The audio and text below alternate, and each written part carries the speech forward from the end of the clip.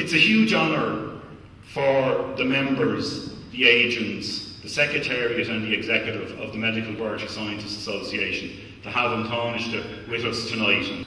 He's taken time out from his gruelling schedule rebuilding the international reputation of this country and the restoration of our economic sovereignty.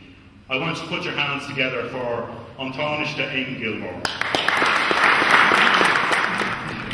I want to pay tribute first of all to Francis's work. As I said, he has chronicled so much of the Labour movement, has now quite a number of publications to his name, as well as the work that he has carried out in the Labour History Society.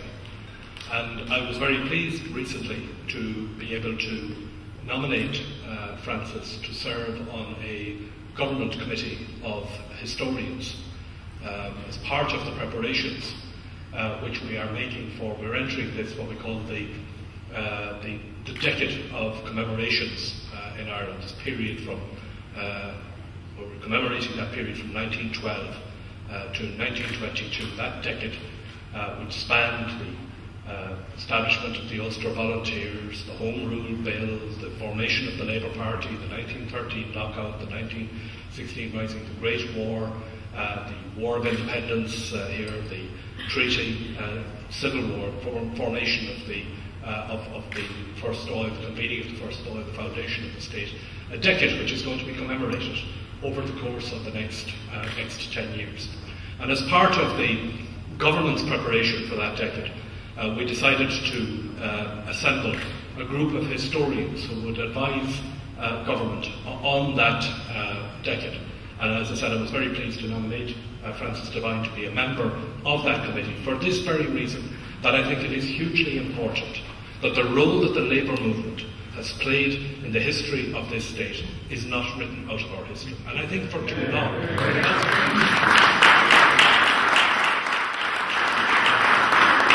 And over the course of this next 10 years, this decade of commemoration, what I want to see happening is I want to see the role that the Labour movement has played in the political freedom that this state won, in the huge changes that have taken place over the course of the last century, is written back into our history again. And I think if nobody is better equipped to do that than Francis Devine.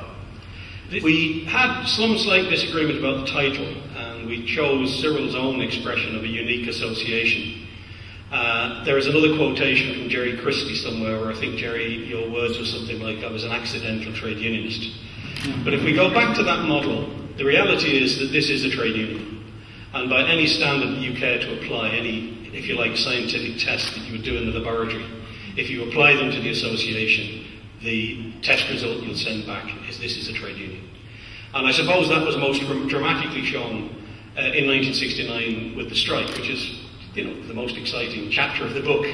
But it showed how the association left the sea tray and the protection, particularly of young Jim Larkin, who was a strong influence on Cyril, who, by his own admission in those days, was still fairly young in all sorts of activity, and certainly had never envisaged himself as being General Secretary of the Union, when we have to take strike action. It was extremely cleverly done, it was extremely well managed, and Larkin had died that early February, so it was down to the people on the ground, and I think the association becomes of age.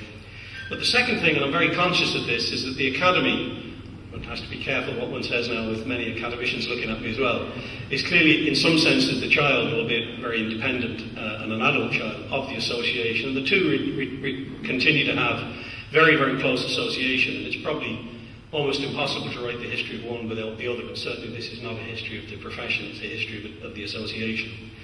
But in many respects what I found was that often whoever made the bullets, was it the association or was it the academy, it often took a trade union organisation to deliver them, both within the ground, on the ground and at government level. So without the trade union model, to some extent, one would have perhaps not been worth the other. So I think you should be very proud to be trade unionists. I'd like to express particular thanks to the Executive Committee of the MLSA for agreeing to commission this work and allowing the author to research and critically analyse the subject without interference in the best traditions of academic endeavour.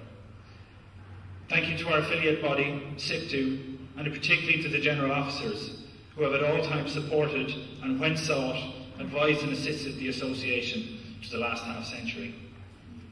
Finally, I'd like to extend a special word of thanks to our sister organisation, the Academy of Medical Laboratory Science, with whom our past and our future is inextricably linked.